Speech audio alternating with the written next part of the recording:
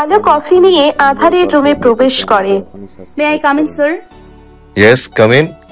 আলো ভিতরে ঢুকে টেবিলে কফির কাপ রেখে চলে যেতে নিলে আধার আলোকে পিছনে ডাকে। মিস আলো।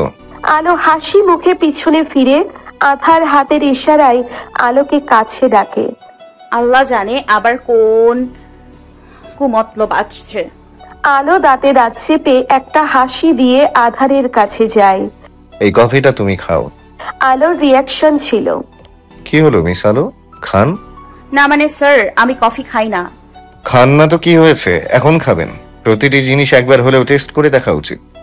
আলো দাঁতে দাঁত চেপে বলে, বলেন তো আপনাকে সিলিং এর সাথে ঝোলানোর ব্যবস্থা করি, আপনি ওই টেস্টটা পেয়ে যাবেন। সে তো আমি ঝুলতেই চাই তোমার প্রেমে। অসহ্য। বাই দ্য ওয়ে, তুমি কফিটা কেন খেতে চাচ্ছ না? কফিতে আবার বিষ মিশাওনি তো? এই আপনি কি আমাকে খুনি ভাবেন? আলো প্রতিবাদের কণ্ঠে বলে, তাহলে টেস্ট করে বলে দাও। আলোর কাছে আর কোনো পথ খোলা নেই। কফির মগটা হাতে নিয়ে করুণ দৃষ্টিতে তাকিয়ে আছে। নিজের জালে নিজেই ফেসে গেছে ও। আলো কফিতে এক চুমুক দিয়ে কাপটা ফেলে দেয়। ঝালে হাঁপাতে থাকে। আধার চুপচাপ ওকে দেখছে। ঝালে আলোর অবস্থা খারাপ। আর হবে নাই বা কেন? আলো কফিতে যে মরিচের গুঁড়ো মিশিয়েছে তা 1 চামচই বেশি, সেখানে 3 চামচ। আলো ঝালে হাঁপাতে থাকে। চোখ লাল হয়ে গেছে। চোখ থেকে টপ টপ করে পানি পড়ছে। আধার এতক্ষণ চুপচাপ সব দেখছিল, কিন্তু আলোর এমন অবস্থা দেখে শান্ত থাকতে পারল না। দৌড়ে এসে আলোকে পানি খাওয়ায়, কিন্তু তাতেও ওর ঝাল কমার নাম নেই। আধার এবার কি করবে বুঝতে না পেরে আলোর ঠোঁটে নিজের ঠোঁট ডুবিয়ে দেয়।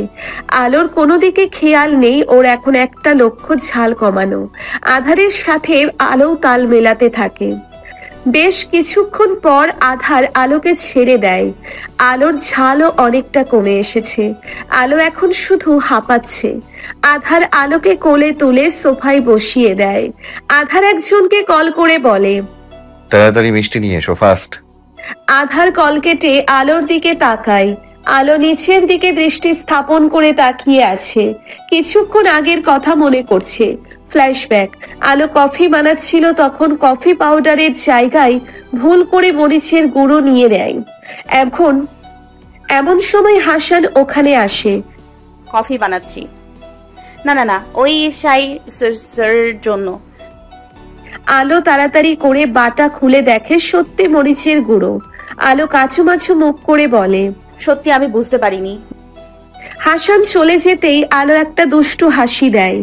আধারকে শায়েস্তা করতে চেয়েছিল, কিন্তু বেচারি জানতো না ও যে মরিচ গুঁড়ো মেশাচ্ছে সেটা নর্মাল মরিচের গুঁড়ো না, ওটা সুপার স্পাইসি ফ্ল্যাশব্যাক। অ্যান্ড আলো মনে মনে ভাবছে, ভালো হয়েছে সাইকোটা কফিটা খাইনি, তাহলে আমি নিজেকে কোনোদিন হয়তো ক্ষমা করতে পারতাম না। ওনার কিছু হয়ে গেলে কি হতো? এসব ভাবনার মধ্যে আলোর মুখের সামনে কেউ মিষ্টি ধরে। আলো পাশে তাকাতেই দেখে আধার ওর দিকে তাকিয়ে আছে আর চোখের ইশারায় খেতে বলছে। আলো চুপচাপ খেয়ে নেয়, কেউ কোনো কথা বলে না। আধার আলোর দিকে কিছুক্ষণ তাকিয়ে থেকে উঠে আলো আধারের কোটের পিছনে টেনে ধরে আধার আলোর দিকে ফিরে তাকায়। আলো একই ভাবতে বসে নিচু গলায় বলে, জানি আমাকে শায়েস্তা করতে চেয়েছিলে, তাই তো? বিশ্বাস করুন, আমি শুধু একটু মজা করছিলাম। জানতাম না মরিচটা এত ঝাল হবে, তাহলে কখনো মিশাতাম না। আধার আলোর কান্না সহ্য করতে পারে না।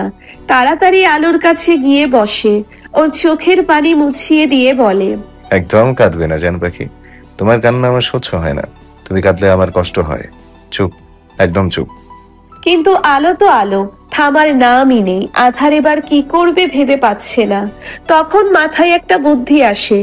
আলোর কানের কাছে মুখ নিয়ে স্লো রোমান্টিক ভয়েসে বলে, জান পাখি, তোমার ঠোঁটের টেস্ট সেই 4 বছর আগে পেয়েছিলাম, আর এখন পেলাম। বিশ্বাস করো, একটুও বদলাইনি, আগের মতোই মিষ্টি আছে। আধারের টেকনিক কাজে দিল। আলো পুরো চুপ হয়ে গেল। আর কিছুক্ষণ আগের করা কিসের কথা মনে করছিল। লজ্জায় লাল হয়ে যাচ্ছিল আলো। তড়িঘড়ি করে বলে, হ্যাঁ আমার কাজ আসছে, আমি যাই। বলেই আলো দেয় এক দৌড়। আর আধার সোফায় বসে বসে হাসতে থাকে। আলো রুমে এসে চেয়ারে ধপ করে বসে পড়ে। কি হলো আমার? আমি ওই সাইকোটা কিস করলাম, এখন নিশ্চয় আমাকে এই নিয়ে রোজ খোটা দেবে। আচ্ছা, আমি ওর জন্য কাঁদছিলাম কেন? ওর ঝাল লাগে তো আমার খুশি হওয়ার কথা ছিল, কিন্তু উল্টো ওর ক্ষতির কথা ভেবে আমি কাঁদতে লাগলাম কেন? উফ, এত ভাবতে পারছি না। আধার আলোর সব কথা শুনছে। তুমি নিজেও জানো না জান পাখি তুমি আমাকে কতটা ভালোবাসো, কিন্তু আমি তোমাকে বোঝাবো জান পাখি, আমি বোঝাবো ভালোবাসি জান পাখি, বড্ড ভালোবাসি। আধার আবার কাজে মন দেয়। তুমি যা করছো সব আলো বলে করছো তো? তাড়াতাড়ি মেয়েটার সাথে কথা বল। হ্যাঁ ভাইয়া। কবে আসবে তারা? এই তো কাল শুক্রবার। ও আনোয়ার, ভালোভাবে সব খোঁজ খবর নিয়ে আবার। ভাইয়া। বলছি কাল কখন আসবেন? দুপুরে ভাবি। ও ভালো। সবাই এক এক করে রুমে চলে গেল। কাল আলোর এঙ্গেজমেন্ট, আর মজার বিষয় হলো আলোর সাথে যার এঙ্গেজমেন্ট সে আধারের কোম্পানিতে কাজ করে। আগুন, বলো। আগুন, তোমার কি মনে হয় আলো কি আদার ভাইয়াকে ভালোবাসে? জানো মায়াপুরী, ভালোবাসা এমন একটা জিনিস যা পাথরের বুকে ফুল ফুটাতে পারে। আদারের নামের মতো ওর জীবনটাও আদারে ডুবেছিল। আঙ্কেল আন্টি মারা যাওয়ার পর ভালোবাসা কি সেটাও জানে না, কিন্তু আলোককে দেখার পর থেকে ওর মনে আবার ভালোবাসার আগমন হয়েছে। আমার বিশ্বাস ওরা একে অপরকে পাগলের মতো ভালোবাসবে। সেটা হলেই ভালো। আদার ভাইয়া আলোকে প্রচুর ভালোবাসে। জানো, আমার কোনো জানি মনে হচ্ছে ওদের বিয়েটা খুব তাড়াতাড়ি হয়ে যাবে। কিভাবে বুঝতে পারলে? ওদেরটা ওরা সামলে নিক, আমাদের বিষয়টা একটু ভাবো। ভাবার কি আছে, আমাদের বিয়ের ডেট তো ফিক্সড হয়েই আছে। আমি তোমার থেকে আর দূরে থাকতে পারছি না। এই রাত্রে কিছু বলার বা বুঝতে পারার আগেই আগুন রাত্রির ঠোঁটে ঠোঁট ডুবিয়ে দেয়। এই রাত্রি ছটফট করলেও কোনো লাভ হয় না। আগুন রাত্রির হাত দুটো পিছনে মুড়ে দেয় আর এক হাত দিয়ে কোমর ধরে নিজের সাথে মিশিয়ে নেয়। আগুন নিজের ইচ্ছে মতো রাত্রির ঠোঁট শুষে নিতে থাকে। বাবা, আজ আমার ফিরতে লেট হবে। কেন মা, কি হয়েছে? আসলে বাবা, অফিসে একটা পার্টি আছে, তাই রাত 9টার মধ্যে চলে আসবো। আচ্ছা ঠিক আছে, সাবধানে থাকিস। ওকে বাবা। আলো কল কেটেই আধারের দিকে অগ্নি দৃষ্টিতে তাকায়। আধার তাতে ভ্রুক্ষেপ করে না। আলো চেঁচিয়ে বলে, আমি আপনার সাথে কোথাও যেতে চাই না। I just hate you. Alo পাশে থাকা প্যাকেটটা নিয়ে চলে যায়। আধার ওর যাওয়ার দিকে ব্যথিত দৃষ্টিতে তাকিয়ে থাকে। তুমিও আমাকে পাগলের মতো ভালোবাসবে জান পাখি, কিন্তু ভয় হয় সেদিন যদি আমি না থাকি তখন তুমি কাঁদবে। বেশি দেরি করে ফেলো না নিজের মনকে বুঝতে। চোখের কোণে আসা পানি পড়ার আগেই মুছে নেয়। আধারের গাড়ি এসে একটা বড় বারের সামনে থামে, যেখানে পার্টির আয়োজন করা হয়েছে। আধার গাড়ি থেকে নেমে আলোকে হাত ধরে নামায়। আলোকে আধার শক্ত করে নিজের বাহু বন্ধনে আবদ্ধ করে রেখেছে, যেন ছেড়ে দিলে হারিয়ে যাবে। আধার ভিতরে ঠোকার সাথে সাথে মিস্টার সিং ওর দিকে এগিয়ে আসে, হাত বাড়িয়ে দিয়ে বলে, ফাইন, ইউ নো। আলো অনেকটা অবাক হয়, কিন্তু পরে আধারের উত্তর শুনে ও পুরো শক হয়ে যায়। ও আমার ওয়াইফ তাসলিমা ইসলাম আলো। আসলে তাড়াতাড়ি বিয়ে হয়ে গেল যে কাউকে জানানো হয়নি। সামনে রিসেপশন করব, সেখানে জানাবো। আলো মনে মনে ভাবে, এই লোকটা চাচ্ছে কি সবাই আমার সাথে তার ওয়াইফ হিসেবে কেন পরিচয় করাচ্ছে? আধার মিস্টার সিং এর সাথে আরো কিছু লোকের সাথে দেখা করতে যায়। আলো ফুড কাউন্টারে চলে যায়। আলো দাঁড়িয়ে দাঁড়িয়ে জুস খাচ্ছিল। এমন সময় একটা ওয়েটার এসে ওর ড্রেসের ওপর জুস ফেলে দেয়। ইটস ওকে, আমি ওয়াশ করে নিব। আলো ড্রেস ওয়াশ করার জন্য ওয়াশরুমের দিকে চলে যায়। আলোর পিছনে একটা লোকও যায়। আলো ওয়াশরুমে নিজের ড্রেস ওয়াশ করছিল। এমন সময় ওর মনে হয় হাতের বাহুতে নরম কিছু স্পর্শ করছে। আলো পাশে তাকিয়ে দেখে ওর বাবার বয়সী একজন লোক ওর দিকে নোংরা দৃষ্টিতে তাকিয়ে আছে। আলো ছিটকে দূরে সরে যায়। কে আপনি? এখানে কি করছেন? কি সব বলছেন? আমার বাবার বয়সী আপনি? লজ্জা করছে না? আধার যদি জানতে পারে তাহলে আপনাকে মাটিতে পুঁতে ফেলবে। ভালোর জন্য বলছি, সরে যান। লোকটার কথা শুনে আলোর গা গলিয়ে আসছে। লোকটা আলোর দিকে এগিয়ে আসছে আর আলো পিছাতে থাকে। দেওয়ালের সাথে পিঠ ঠেকে যায়। লোকটা বিশ্রী হেসে আলোর দিকে এগোতে থাকে। আলো এবার আর কোনো রাস্তা খোলা দেখছে না। এখন মাথায় শুধু একটা নাম আসছে, সেই ছাড়া ওকে আর কেউ বাঁচাতে পারবে না। আলো নিজের সর্বশক্তি দিয়ে চিৎকার করে, আধার! আধার আলোকে খুঁজতে খুঁজতে ওয়াশরুমের দিকে আসছিল। আলোর চিৎকার শুনে দৌড়ে যায়, গিয়ে ওর মাথায় রক্ত উঠে যায়। আধার লোকটাকে আলোর থেকে ছাড়িয়ে এলোপাথারি মারতে থাকে। আলো পাথরের মতো এক কোণে দাঁড়িয়ে আছে। এর মধ্যে সবাই ওয়াশরুমে চলে এসেছে। মিস্টার আর মিসেস সিংও চলে এসেছে। মিসেস সিং আলোর কাছে গিয়ে ওকে জড়িয়ে ধরে। মিস্টার সিং আধারকে থামানোর চেষ্টা করছে। আধার লোকটাকে মারতে মারতে রক্ত বের করে দিয়েছে, তাও থামার নাম নেই। আর বেশিক্ষণ মারলে হয়তো মরেই যাবে। ওকে থামানোর সাধ্য কারণেই, যেই এখন সেই মার খাবে। মিস্টার সিং আধারের কাছে গিয়ে ওকে বলে। আধার এবার লোকটাকে ছেড়ে আলোর কাছে দৌড়ে যায়। আধার তাড়াতাড়ি করে আলোর কাছে গিয়ে ওকে বুকে জড়িয়ে নেয়। আলো এবার আধারকে জড়িয়ে ধরে জোরে জোরে কেঁদে দেয়। ফুপিয়ে ফুপিয়ে কেঁদে চলেছে। আধার আলোকে বুকের সাথে জড়িয়ে ধরেছে। এর মধ্যেই পুলিশ এসে লোকটাকে নিয়ে যায়। মিস্টার সিং এবং মিসেস সিং সবাইকে বের করে দেয়। আধারের বুকের শার্ট আলো চোখের পানিতে ভিজে গেছে। আলো ফুপিয়ে ফুপিয়ে কাঁদছে আর বলছে, আপনি আজ না এলে ওই লোকটা আমাকে... বলেই আবার কেঁদে দিল। আবার বলল, জানেন, ওই গোলাপ ফুলটা দিয়ে লোকটা আমাকে বাজেভাবে টাচ করেছে, বাজে প্রস্তাব দিয়েছে। বলে আবার আধারকে আঁকড়ে ধরে কেঁদে দিয়েছে। আধারের চোখ ওই মাটিতে পড়ে থাকে গোলাপের দিকে স্থির। চোখে মনে হচ্ছে কেউ লাফা ঠেলে দিয়েছে, এমন লাল হয়ে আছে। আধার আলোর মাথায় হাত বুলিয়ে দিতে দিতে বলে, আমি থাকতে কেউ তোমাকে ছুঁতেও পারবে না জান পাখি। আর যে সেটা করার সাহস দেখাবে তাকে আধার চৌধুরী নিজের হাতে শেষ করে দেবে। শেষের কথাটা মনে মনে বলে। আধার আলোকে কোলে তুলে বেরিয়ে যায়। গাড়িতে বসিয়ে নিজেও আলোর পাশে বসে পড়ে। আলোকে বুকের মাঝে নিয়ে বসে আছে। আলো গুটিসুটি মেরে আধারের বুকে মিশে আছে। যতই অপছন্দ করুক, কিন্তু এই মানুষটাকেই সবচেয়ে বেশি বিশ্বাস করতে শুরু করেছে আলো। আধার আলোকে জড়িয়ে ধরে হাসানকে কল করে। হাসান, হ্যাঁ ঠিক আছে, তুমি ওই জানোয়ারটাকে আমার ওয়ার্ল্ডে নিয়ে যাও। কিভাবে নিয়ে যাবে আমি জানি না, ও যেন পুলিশের কাছে না আমার কাছে থাকে। আধার ফোনটা রেখে আলোকে আষ্টে পৃষ্ঠে জড়িয়ে ধরে। আজকের ঘটনায় শুধু আলো না, আধারও ভয় পেয়েছে।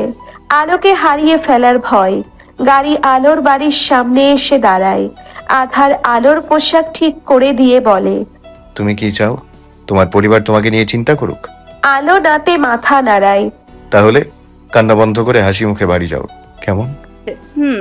আলো গাড়ি থেকে নেমে বাড়ির ভিতরে চলে যায়।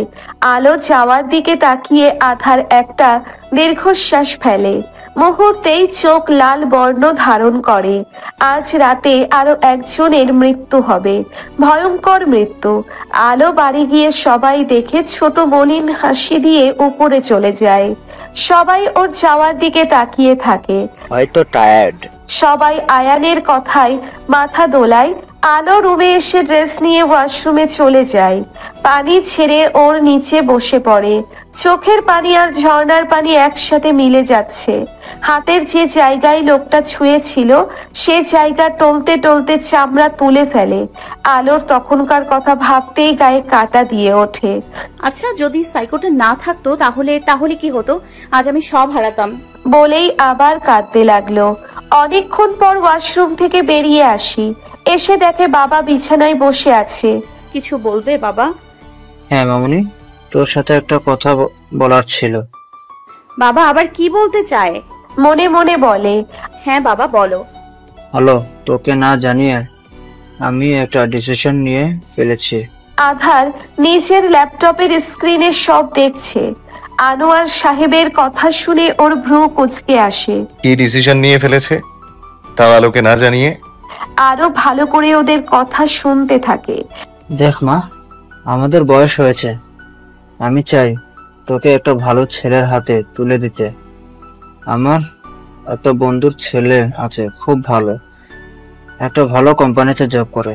তোকে দেখে ওরা পছন্দ করেছে, কাল তোকে আংটি পরাতে আসবে। আলো তো আনোয়ার সাহেবের কথা শুনে কথা বলতেই ভুলে গেছে। ওর মাথায় এখন শুধু আধারের কথা ঘুরছে।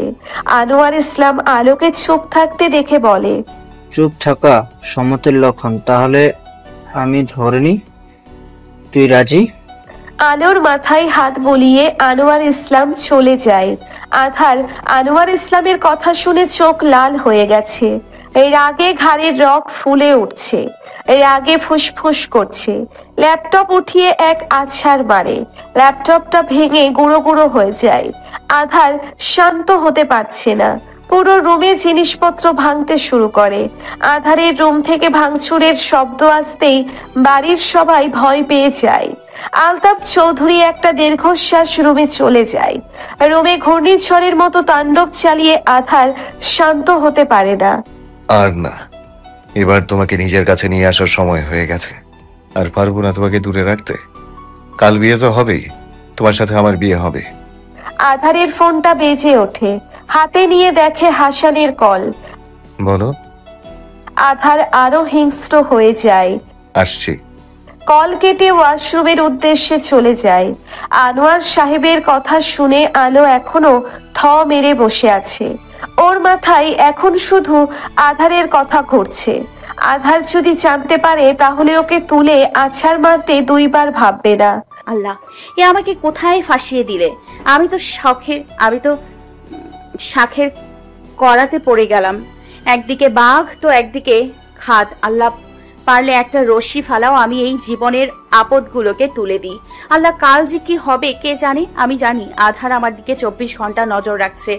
ও যদি এই বাড়ির কথা, ও যদি এই বিয়ের কথা জানতে পারে তাহলে তুলকালাম কাণ্ড ঘটাবে। আর বাবাকে বলি হারি, আমাকে না জানিয়ে এত বড় সিদ্ধান্ত নিয়ে নিল।